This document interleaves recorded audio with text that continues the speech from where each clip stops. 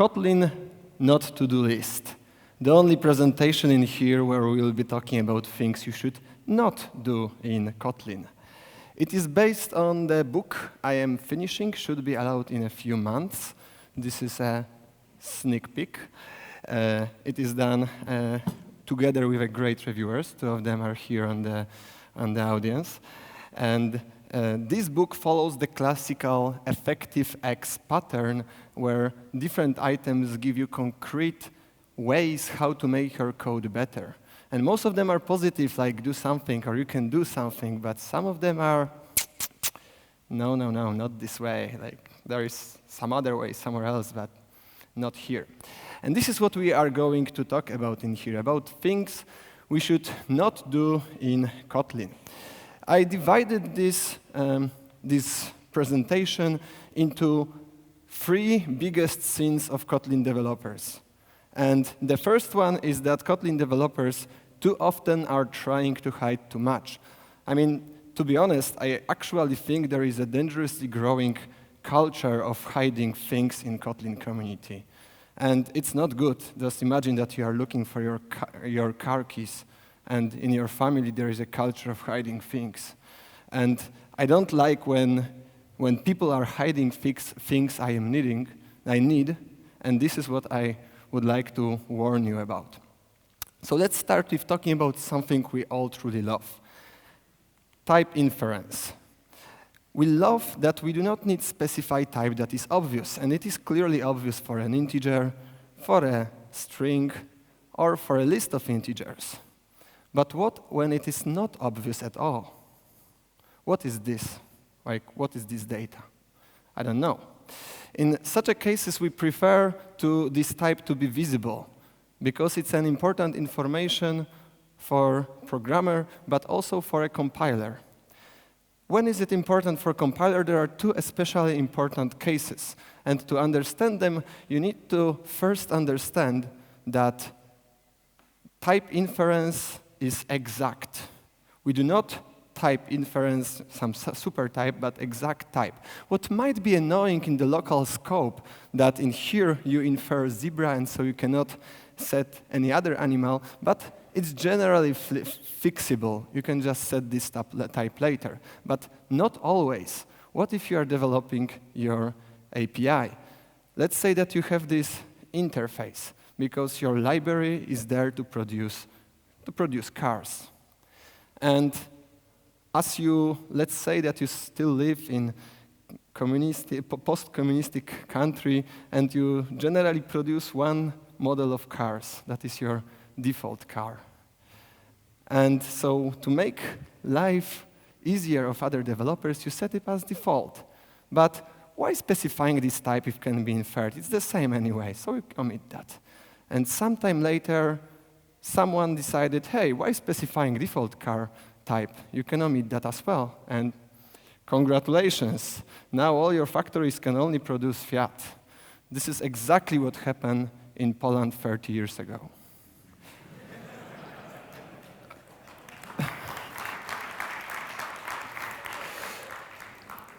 And so the general rule is that we do not expose inferred types, especially in public API. I'm sick of looking for a type in public API, going up and up and up and up, and couldn't find it. And there are some generics and some operations. Like, please, type in public API is an important information.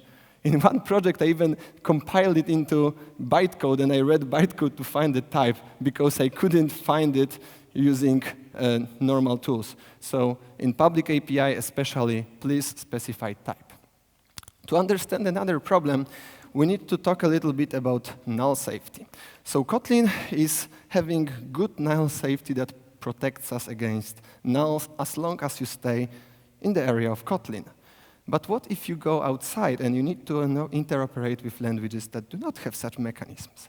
So when you are working with Java, when type in Java is annotated as nullable, you assume, let's say it's right, let's trust it, and you assume it's a nullable type. If it's not null, you assume it's not nullable. But what if it's not annotated at all?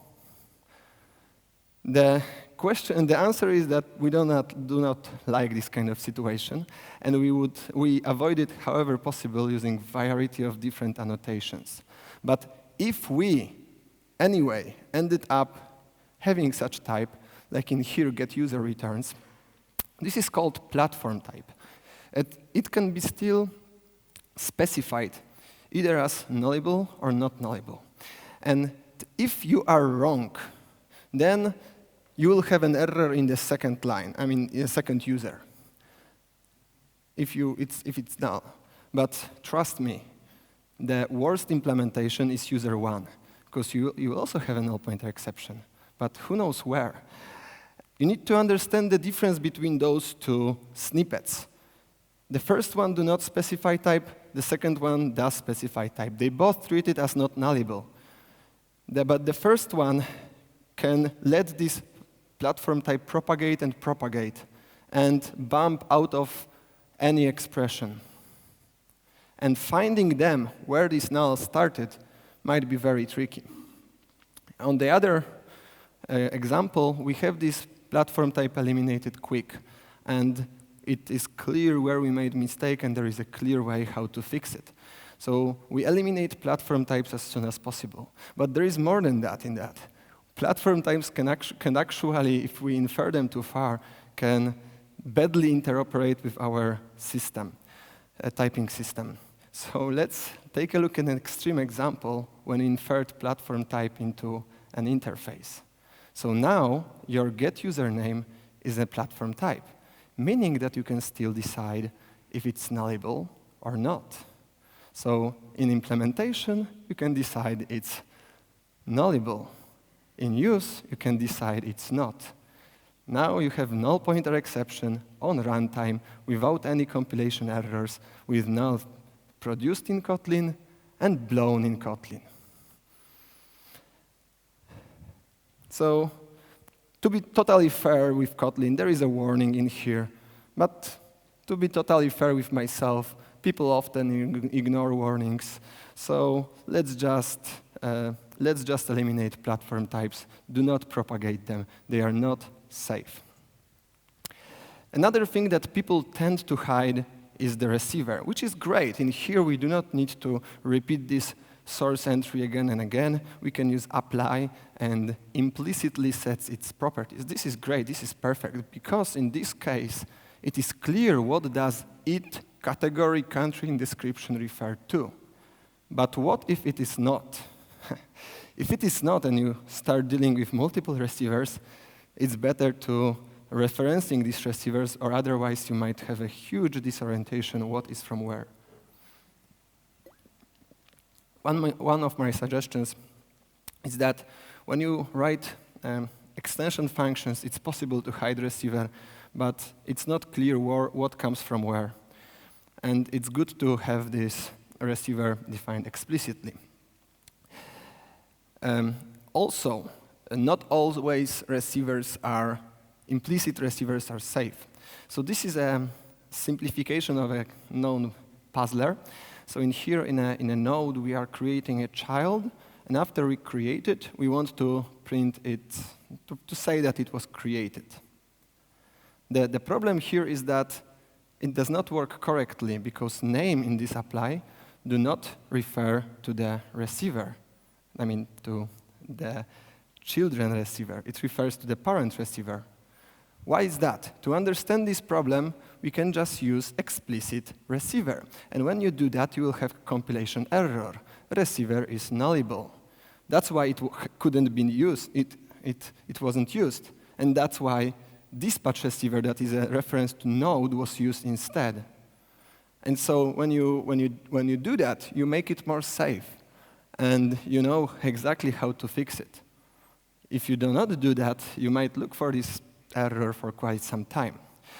Clearly, now it's fixed, but this is not a good implementation. Having applied just to use receiver this way kind of does not make sense in all those kind of cases where it's not sure what is receiver. When we do additional operations, we use also, because in also we have to use argument explicitly instead of receiver implicitly.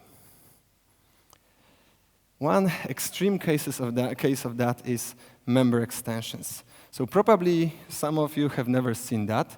I hope that is the case, because they are terrible, and we are avoiding them. People often use them to limit visibility of a function. It doesn't work because you can still access that, but only in a weird way. If you want to limit visibility, we have visibility modifiers for that. And if you do not need phone book inside is phone number, then you lift it into top level. So this is how it should be done. There are many advantages of this approach over the previous one. So member extension functions cannot be referenced. This can be properly referenced. It's easier to reuse it. And it's also less confusing. So having multiple receivers is always confusing. Think of this case. You have a test which uses A. Where does A come from? Does it come from A or B? Is it 10 or 20? When you have class A and B and you're supposed to update, what should you conceptually update? Should you update A or B? So those are not questions we would like to answer, because even if we do, then someone else might give a different answer, and we just prefer to avoid member extensions, except of very special cases like DSL creation. Another big sin of Kotlin developers is that we are trying to save a few more characters, like these few more characters that we do not have to type. There is a common misconception in general in community that Kotlin is designed to be concise. It is not a case at all. There are much more concise languages. When I was developing Game of Life in Kotlin, I couldn't manage to do it less than 10 lines. In APL, I can do it in 1 line. Your first thought is probably, well, that is short. Another one is probably, I do not have half of those characters on my keyboard. There is also J, which is also very concise. Those are champions on programming golf challenges.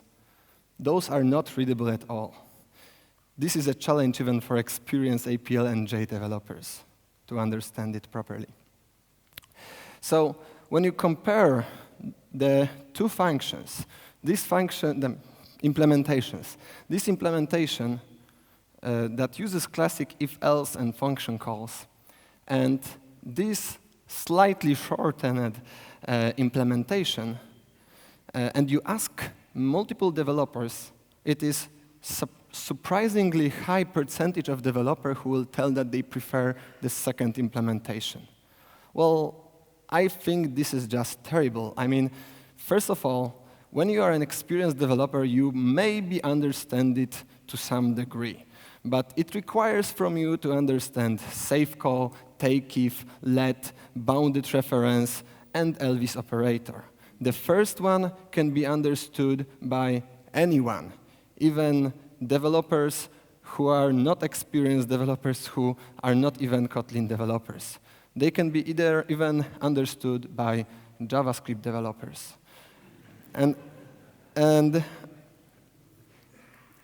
But it's also, the second implementation is also problematic in many other ways. It is not well developed as the first one. It's not well developed through practice, through years. Modifying that is much harder. Imagine that you need to add something else into those branches, like another function call. In the first implementation, easy. In the second implementation, you already need some refactor because you cannot use bounded reference. And in the right side of Elvis operator, you can place only one statement, so you need to use run.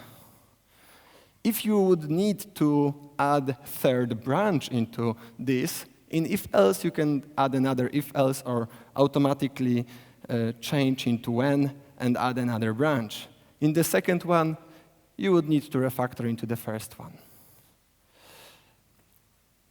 And there is one more thing. When you use complex structures, it's much easier to miss some counterintuitive behavior, or less intuitive behavior. So the first one and second one do not behave the same way. Who noticed that? One person, my reviewer. They do not behave the same way. The first one shows error when person is null or when he is not adult. The second one shows error when person is null, not adult, or when show person returns null. Well, this is a rare case, but it is not uncommon pattern. It was used in older languages that functions either returned some error or null. And if you bumped into something like that in your code, and you will have an error in here, that error is showed after shown person, like good luck looking for that. Have fun. And so we definitely prefer classic, we prefer known, we prefer simple over the exhibition of our Kotlin skills just for the sake of showing others who is the boss in here. Another thing that is connected to the previous one is that we avoid returning or operating our unit nullable, which sounds obvious and would probably not be in here, but there is a story that my very close friend was asked in the recruitation process by a recruiter, why would we need to operate on nullable unit? And it turned out that the correct answer was that it's like a Boolean, but cooler because you can use Elvis operator and other things. So, well, this is just terrible, you know? We have Boolean to use Boolean, and we have support for Boolean to use support for Boolean. So this is how it should look in a correct implementation. Please do not operate on unit nullable. Another, the boss of all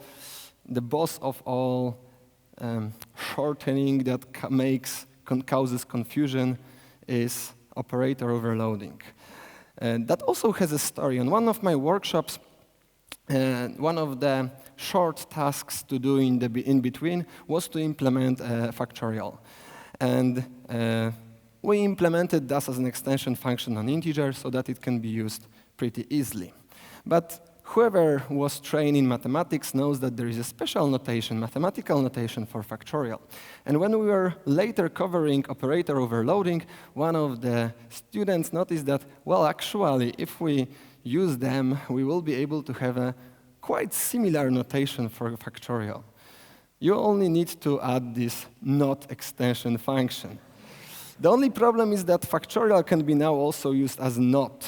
So not extension function, as its name suggests, should not be used this way, because it is conceptually representing the opposite of something. It might be used if we make something that, let's say, is representing a logical, and not might be used for a negation, but not on a number. And the general rule for all those problems is we should not use operator overloading the way the name is not suggesting. Name says what is the contract, and all operator overloading functions are actually functions with their names, and they should be implemented in the way that it makes sense to use them as functions, not as operators. And when people are asked on Twitter or somewhere else about the weirdest thing they can do in Kotlin, operator overloading is very often number one. And this was one example given by Eric. He also gave a lot of other great examples, but I think this is something that might be done by some people.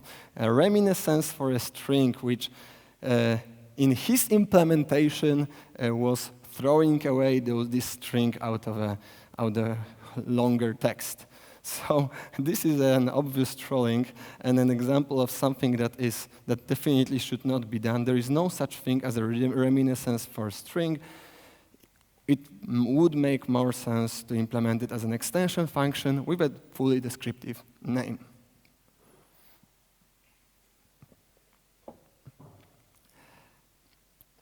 there are many unclear cases, like this times between integer and function.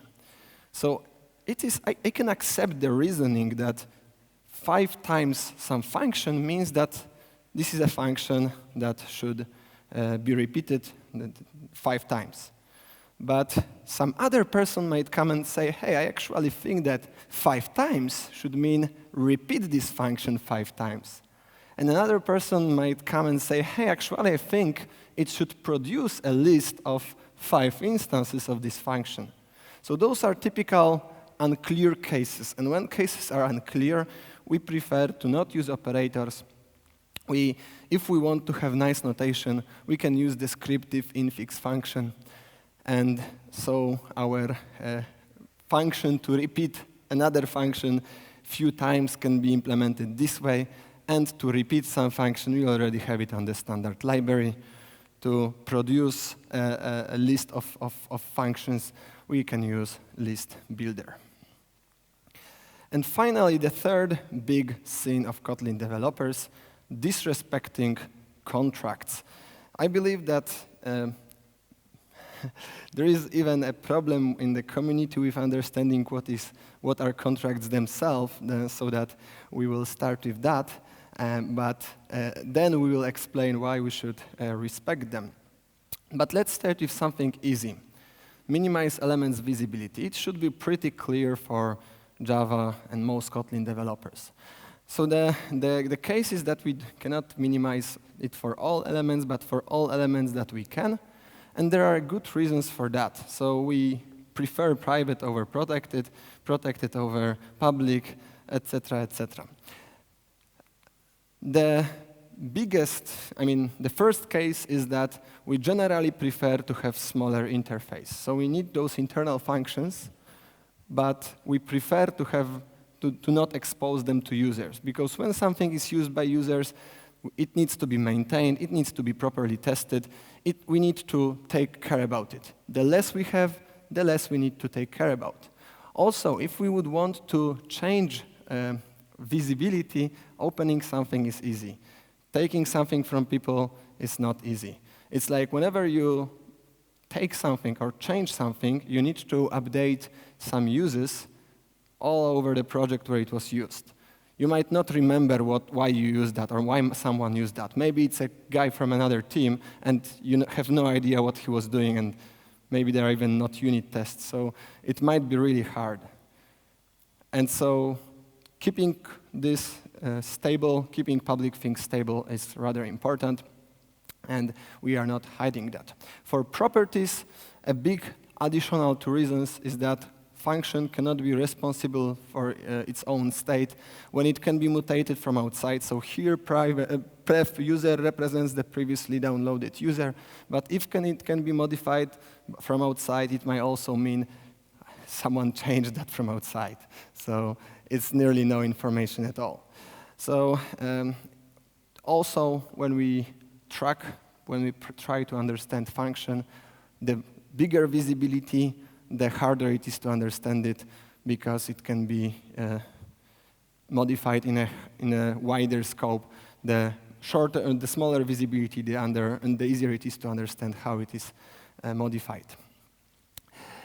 But there is also a common misconception in Kotlin programming that by making elements private, we do not allow we restrict user from using that. Well, this is just not true. I mean, everyone can still use private things. Let's say that I have this class with private function.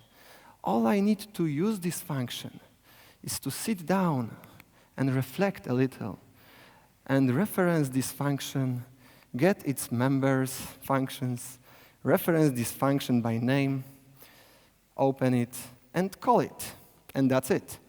If you think this is too hard for me to do, I will just make an extension function and do it in one line. So yeah, this is for trolling. This is definitely something we should not do. And why we should don't do that? Here is where contract the term contract opens for us. So contract is a set of expectancies on a class and on a user. And by saying that something is private, the creator of that said, you should not use it. If you use it, I mean, you can still use it, but if you use it, then I do not guarantee how it will behave.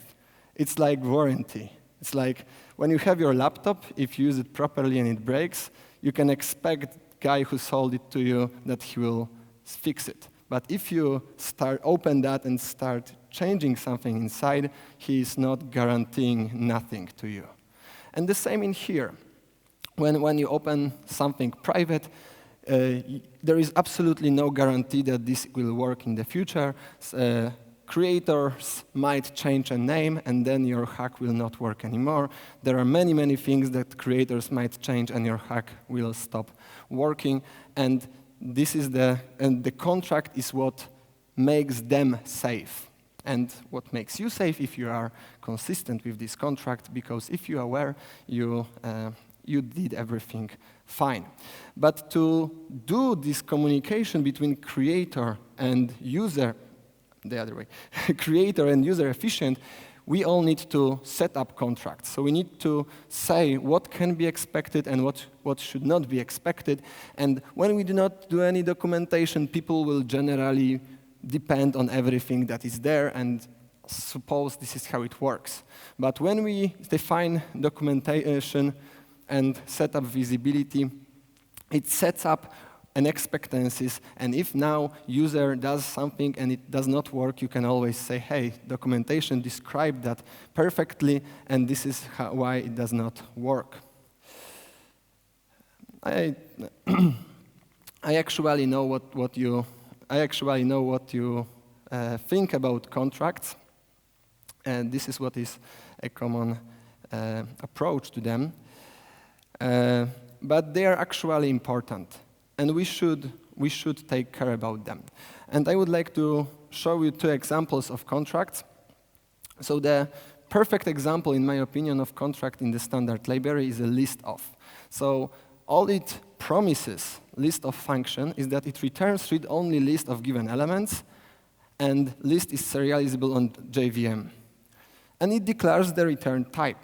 Those are information you have, and this is what you can depend on. Some of you, knowing that under the hood there are native libraries used, try to hack it. And as we know, most of those libraries are mutable, so some people try to do something like that. List is mutable list. If list is mutable list, add some element. What will it do? Well, it is not promised at all, and it might change in any moment. What it does actually right now is that it works fine, but only on JavaScript. On Java, it throws unsupported operation exception, and on native, probably different behavior on any platform. So this is breaking contract that does not guarantee that your implementation will work at any time, and it might break at any time. And we should not do that. We should respect contract. There is a proper way to do that. Function toMutable list on a list promises that it will create a correct copy, and when you use that, your implementation will work fine. There are few important contracts in the Kotlin itself that needs to be respected. You need also to respect contracts by other libraries, but there are a few important contracts in the Kotlin standard library. 2 most known are equals and hashcode. And so equals have a few complicated words. I won't explain them one by one, but I would like to show you 2 examples of what happens when the contract is broken. So imagine the following class that represents time, but a developer decides that it should both represent some point in time and represent now. And in his poor implementation, his milliseconds returns milliseconds arg if this is a point in time, and current time if this is now. Also in his poor implementation, equals compares those milliseconds. So when you compare now to now, at most cases, it will correctly say that this is the same time. But if you compare it many, many times, you will find some points on time when the first call took the previous millisecond and the next one took the next one, and two nows are not the same. So this implementation is not reflexive and not consistent, and so all the methods that depend on these equals cannot be trusted anymore. Big examples are contains, set, and assert equals. I am showing this particular example in here because there is another item in the book to prefer class hierarchies to tagged class, and this is exactly what we should use in here. Use different class to time point and different to represent now, and this totally solves the problem. But anyway, if any way we break the contract, something will break. Here is another example where we make complex number, and in equals we check if these two complex numbers are equal to each other by checking their fields. But we also decide to compare it with double. So complex number is equal to double if this complex number is imaginary part is 0 and the real part is the same as this double. What is wrong with this implementation?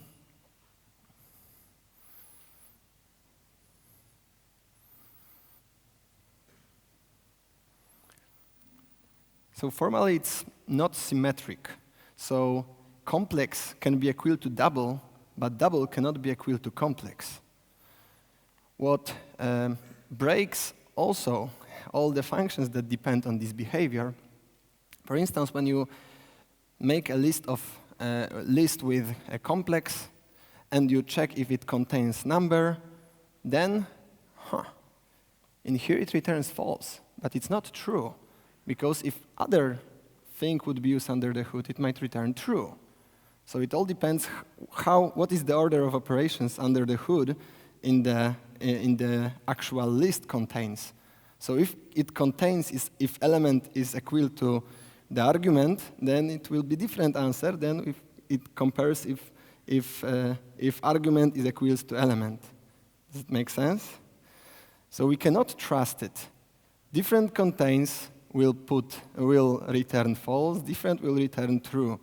The same problem is with set, which might contain duplicates or might not. Assert equals, which might throw error or might not, depending on how it is implemented inside. So generally, developers do not put any thought at what is first and what is last in equals, because it should be the same. And not in this case. We are breaking contract. Things cannot be trusted. Things break unexpectedly. And there is a hash code.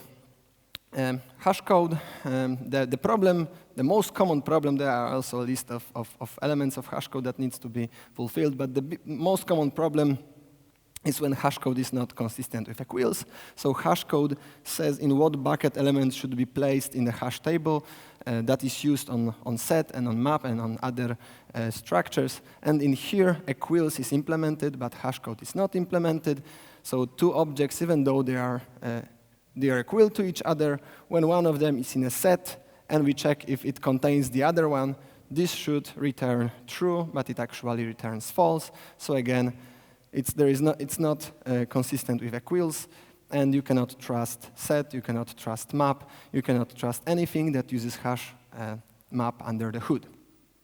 To be totally fair with Kotlin, there is a warning for that, so I explained why. I hope you will follow that. Easy solution, generally data class helps in most cases.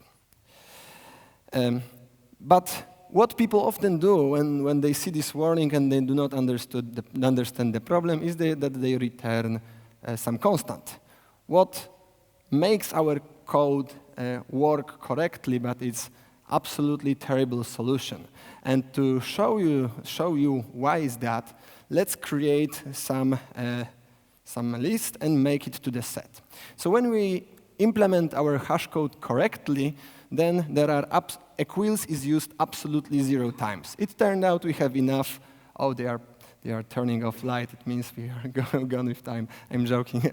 We still have time. So we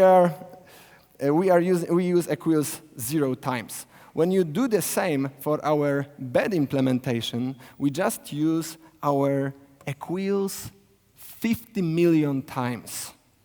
We nearly compared every element with every element. This is not an optimal implementation. When you use contains and you look for element that is there, in the first implementation, oh, there is a mistake in here.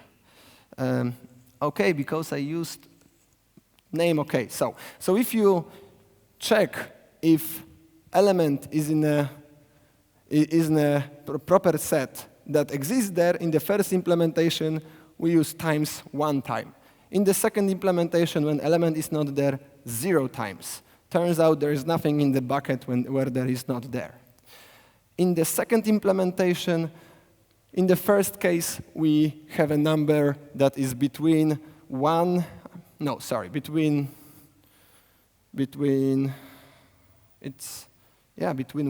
and 10,000.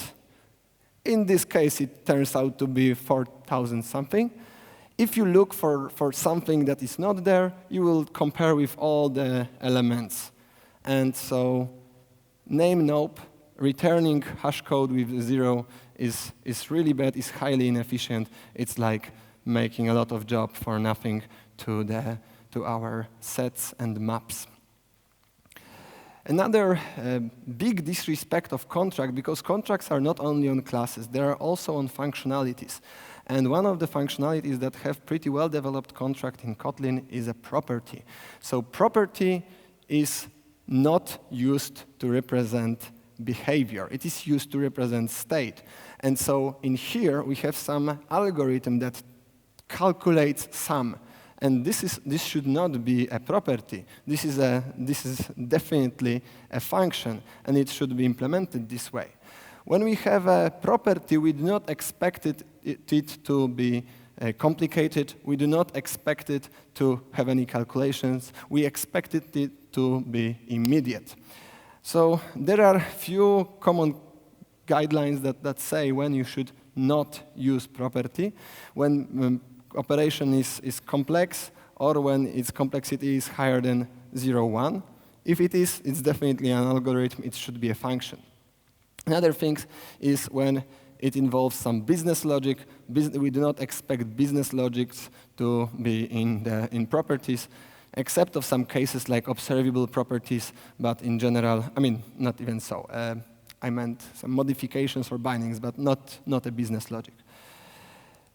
If you call getter twice in succession, it should behave the same way, unless some other thread changed something internally. But you see the point. It should not by design behave differently after few calls. The same with setter.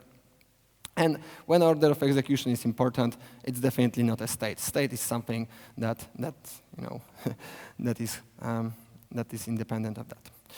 And when it's conversion, it's also something we use functions for, and getter should not change property state, except of DSLs where it might be, in some cases, acceptable, but in general, getters are to get values, not to modify something. This is also incorrect. So here's functions are used like properties, so to get state and to set state. So we have property to represent get something and set something, and we should use it instead of some accessors defined as functions. You can always define custom getter and custom setter for a property. So yeah. And finally, the last final call, we have function type in Kotlin to use function types instead of interfaces, what is still a common pattern for many Java developers. This is something we do not like. Let's say we have some calendar view and we need to set up a listener on date and page, we do not do that using an interface. We prefer to do this using properties with function types. Such properties are atomic, they are easier to change, you do not need wrapping. Also, they are much easier to create because in the previous cases, we had to create an object either using object expression or using a constructor. In this case, we can use lambda expression, anonymous function, function reference, bounded function reference, class that implements function type, object that implements function type, whatever we want. This is highly supported, and this is how we extract, this is how we pass behavior. This is the expected way. We use function types instead of interfaces to use to pass operations and actions. And that's it. That's pretty everything. There are 4 sins of Kotlin developers, in my opinion. Kotlin developers are trying to hide too much. They are too often choosing short over readable. Readability should be the priority. They are too often disrespecting contracts. All those items are based on the book, should be published in like few months. Here is a whole list if you want to find it in a single place from slides. Slides, like always, will be published after this presentation, probably today evening or tomorrow morning, as I have flight in like hour and 30 minutes. So they will be published on my Twitter account @Marcin Moskała. You are a great audience. Thank you, Berlin. Thank you for your attention.